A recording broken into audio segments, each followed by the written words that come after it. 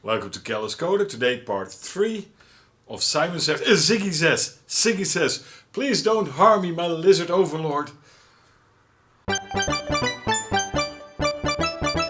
Motherfucker! So in part 3 we're going to play with tiny little buttons. It reminds me of something, I don't know what. Anyways, the input of the Simon game is relatively complex because it's timer dependent. As soon as a sequence is played, you have 1.5 seconds between each step to actually push the next button to follow the command. But similarly, if you depress the button for too long, so you could actually theoretically cheat and think, it should also do a game over.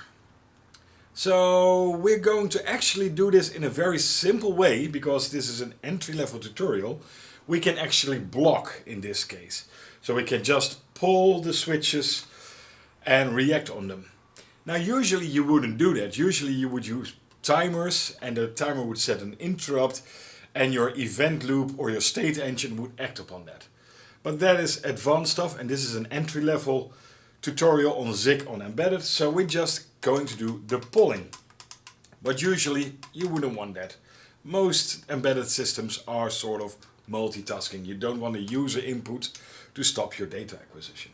So let's start playing with these tiny buttons and have some fun and implement actually the game without sound. That will be the last episode.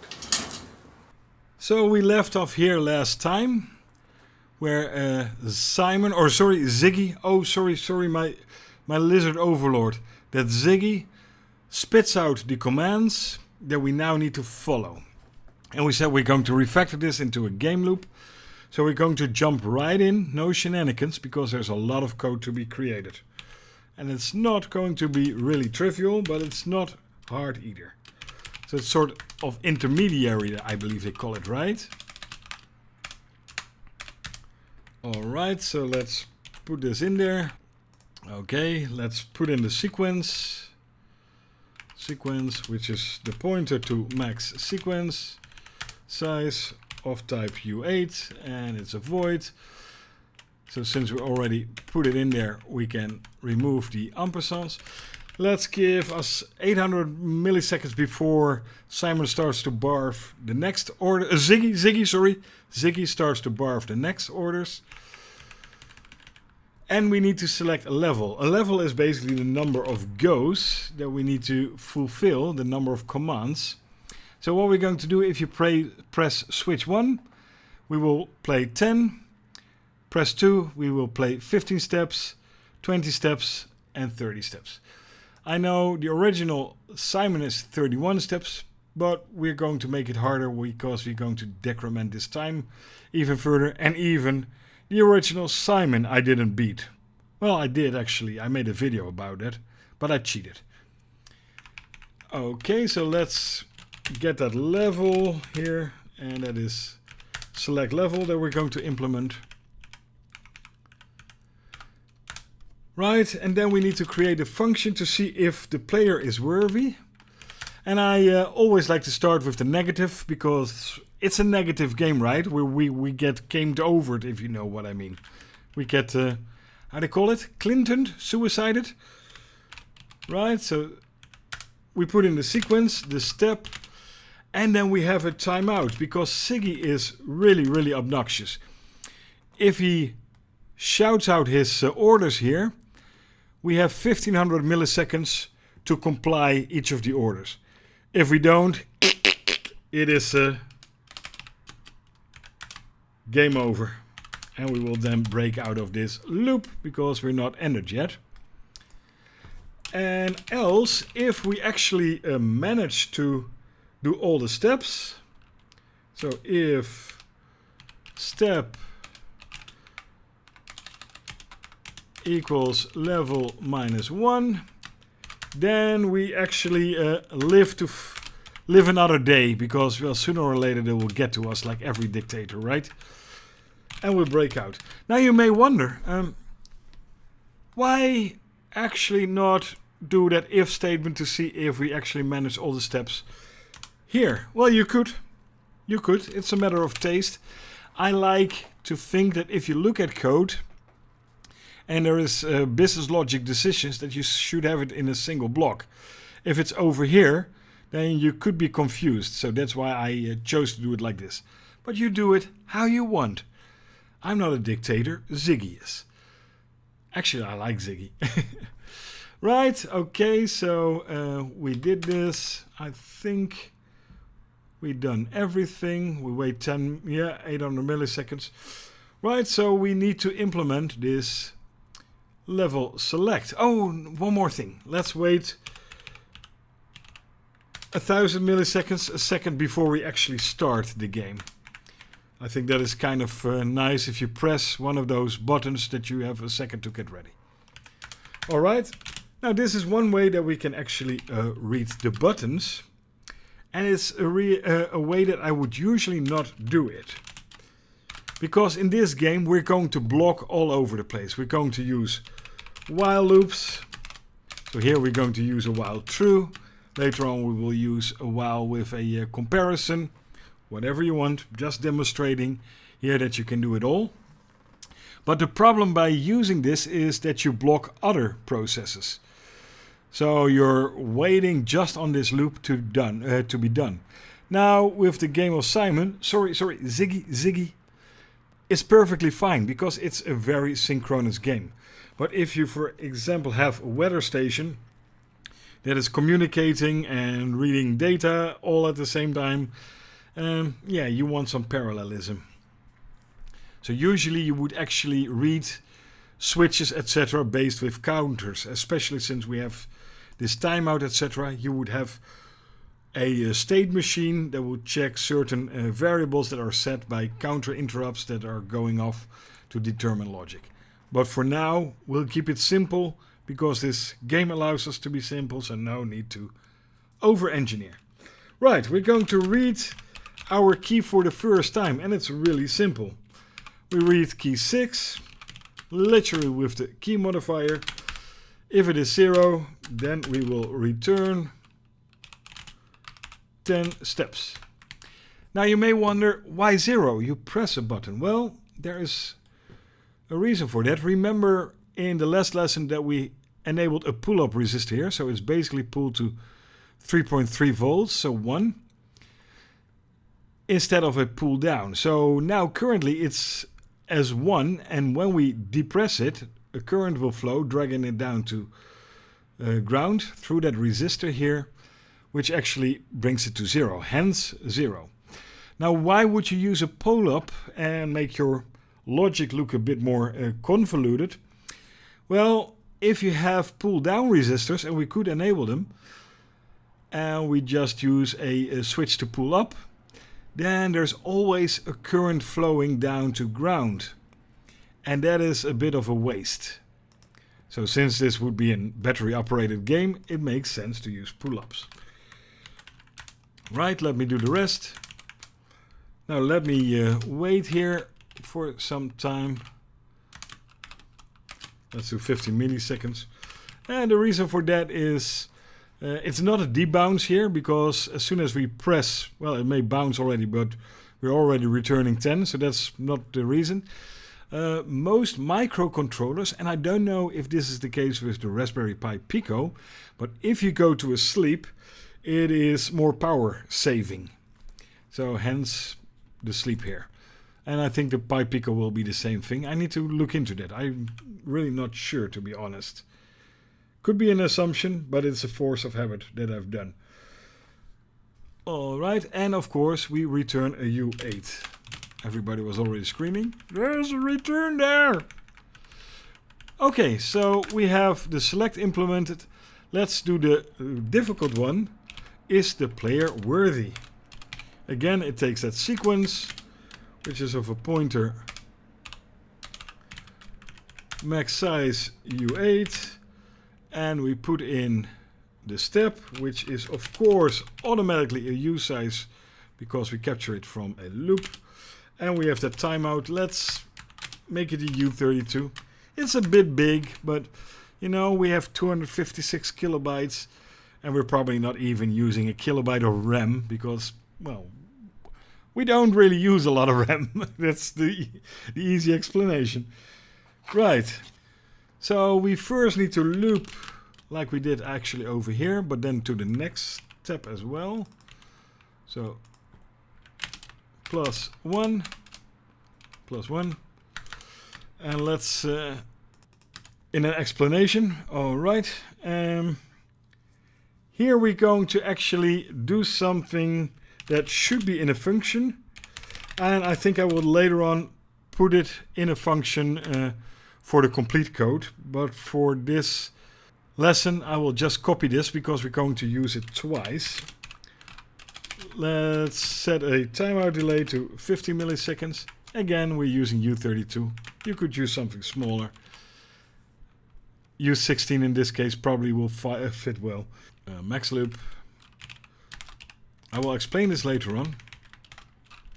But if you already notice, then you can already see what this is going. Right? And I need a variable count. Let's also make that U32 and set it to 0. So what we're going to do is we're going to loop waiting for the pins to be pressed. If that loop goes over max loop count, so we have 1500 milliseconds divided by, well, the amount of time that we will sleep. We will also make this sleep 50 milliseconds. Then we know a button isn't pressed. And Simon is then angry because we didn't do the work. And it's a right?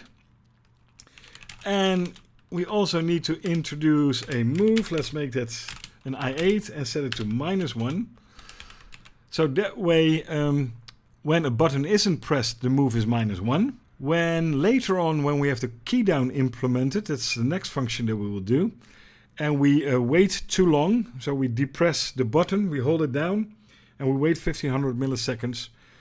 Then obviously Ziggy is really angry because we're taking a break on the job, and it's again so we set it to -2.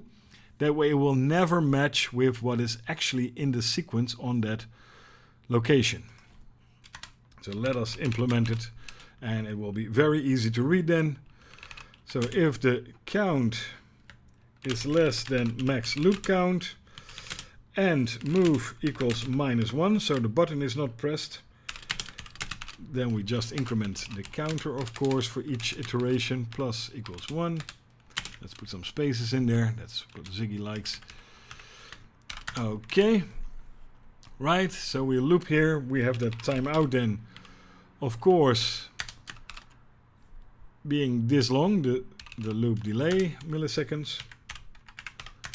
Right, and now we're just doing the read like we did with the level.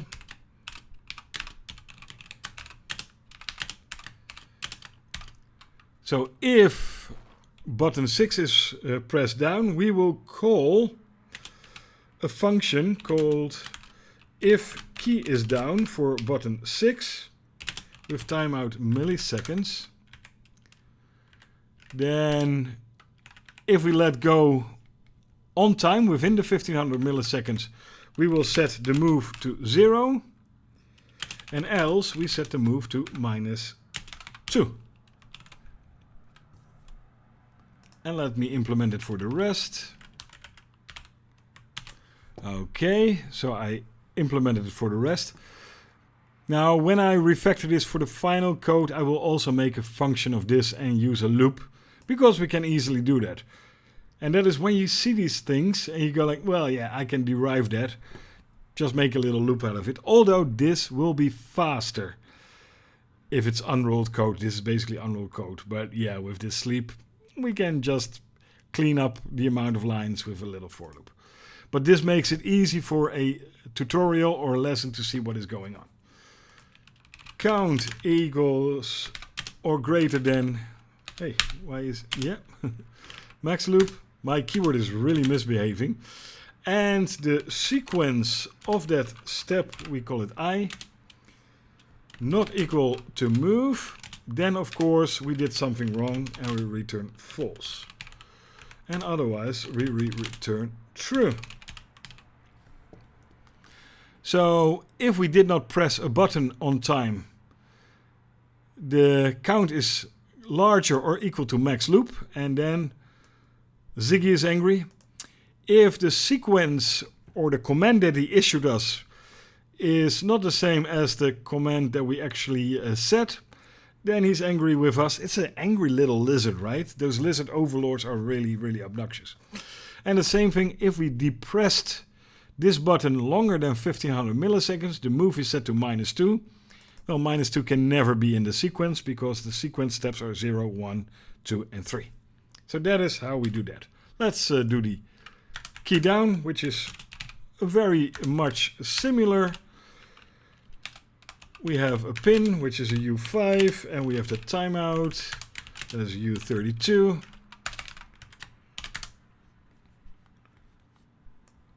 Let's copy this stuff. That's why I said you should make a little function of this, and I will do that when I refactor the code. All right, let's align this a bit.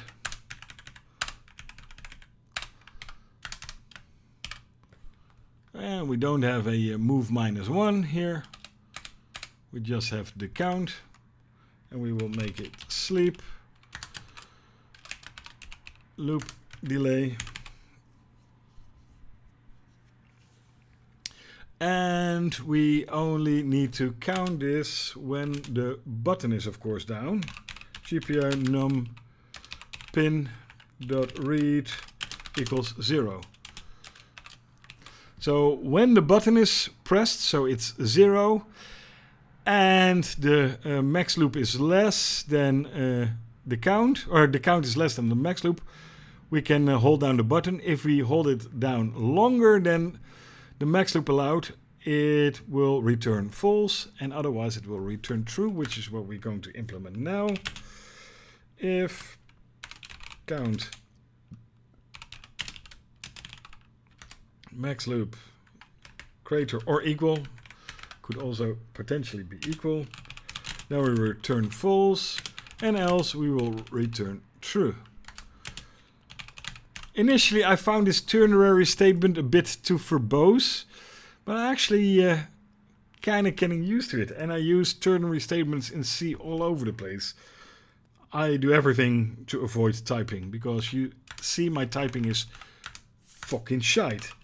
And let's also toggle the LED if we press the button. So if we press button 6 or GPIO 6, then we should light up GPIO 2. So that is 6 minus 2 is 4. So let's do GPIO num pin minus 4 dot toggle. And let's toggle it back. As soon as we let go or the timeout goes, the pin goes off. Right, okay, then I think we only have the game over and the U1 left. So let's make a nice light show that is pulsing all these lights angrily, as if Ziggy is giving his wrath to us. I'm not going to capture this. So we're going to pulse the LEDs for a second, all on and off. And later on we add a nice obnoxious tone to that. We're going to use the ports 2 to 6, because remember, when we set them up, those are these. So 2 to until 5, till 6. Right, so we basically say, oh, I need to capture this. Capture I and GPIO. Here we need to do the trick. Here we need to set it to U5 and truncate it. Truncate I to pin, and it's add size, of course. And then we can use pin GPIO dot num dot pin dot toggle, so it will toggle them on and off, and we will do a time dot sleep of 100 milliseconds, so it will pulse 10 times 100 milliseconds a second, very angrily. Okay, and let's do something more funny when we live for another day. Oh, and of course the void, I always forget that. Here I need a bool. And here I need a void. Right. Did I do it anywhere else? Yeah, of course. Here I do it bool. That is something that I always forget in Zig. Capturing and the returns there. Right, where were we? We were going to U1. So let's alternate those LEDs so it looks a bit happy. So let's do, we can do that very simply with just a single loop, no fancy schmancy shit, just direct pin IO, num2.toggle, num4.toggle, let's copy this. Alright, let's put that there. And let's toggle the odd ones so it looks a bit more happy. And we will make a nice little happy sound later on. I think we got there. I think we implemented the relatively complex logic with the keys and the timeout. So if you not press a key after 1500 milliseconds, Ziggy will kill you. And if you hold the key button down for 1500 milliseconds, he will kill you. So let's see how many errors we have. There is always an error. Select level, void U8. Yeah, it's not a void U8. Of course not. It is a U8. Pin, truncate, var. Oh, yeah. There indeed needs a var. Ctrl G 61. That is one of the few shortcuts I know from Visual Code. Usually I code in Vim. I find that a lot more convenient. And like I said, I always forget to capture. And we don't do anything, so we capture nothing. And there should be a space in there, -1. Yeah, you are absolutely right, our overlord. Undeclared level in 94. That should be step. Yeah, that is what you copy and paste errors. And what else did we do wrong? Unused local variable. That is weird because we should actually... Oh, we did not put the game loop in. Game loop. I was already like, we should use it all over the place. Yeah, okay, we have the game loop starting. So any more errors? No. Well, that wasn't too bad for all that typing that we did with a microphone in front of my keyboard and my screen. So let's put it on the Pi Pico and see where we're at. Okay, so it's uploaded. Let's see. Start 10 steps. Okay, we can follow the orders. Let's make an error. The error is not registered. Okay, let's not do anything. Okay, that is good. Let's hold the button down. Probably also won't work because the error isn't registered. Yeah. So there's something wrong in our logic. Let's have a little debug session. But we're pretty much there. Yeah, I found the bug. This should not be an end. This should be an or, of course. Either we are out of time or the move is wrong. So let's build it again. And let's see. I think it should work now. Okay, so now let's see if we start a game and we do the wrong button. Yeah, it's angry. We start a game. We hold down the button too long. Yeah. If we start a game and we don't press a button. All right. Let's follow Simon for a second.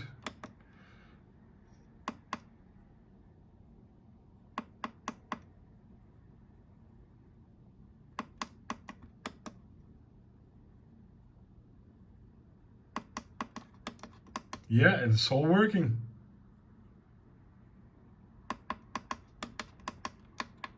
I love playing with little buttons. This reminds me of something.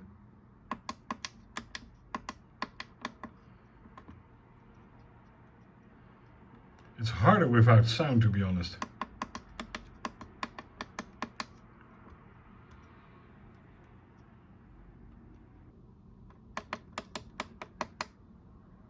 And the winning move. Yay! It works. So there you have it. We implemented Ziggy says without sound. Although we cheated a little, that we did the blocking polling, which is something that you would normally not use in embedded systems. But in this game it's perfectly allowed and perfectly valid. And so why over-engineer if you don't need to? Over-engineering is also a sin. So we finally got there. We have a working game on an embedded system. Now, I obviously did look into that wrapper or that library, the Zig native library for the RP2040, to see if PWM actually can trigger interrupts. And I haven't seen it implemented, so I don't think it's in there. So maybe I will add it into a pull request.